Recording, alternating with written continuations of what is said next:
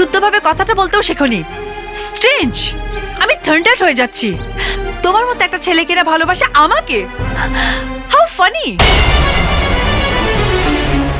Look, আমি তোমাকে request করছি, তোমার মধ্যে যদি ন্যূনতম শিক্ষা, জ্ঞান আর মানবিকতা থাকে, আজকের পর থেকে তুমি আমাকে আর ডিস্টার্ব করবে না। নিজের যোগ্যতা অনুযায়ী মেয়ে দেখে বিয়ে করে সংসার করো।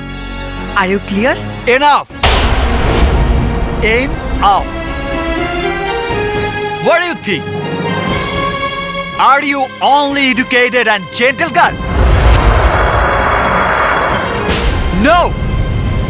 You are wrong and your idea is absolutely wrong!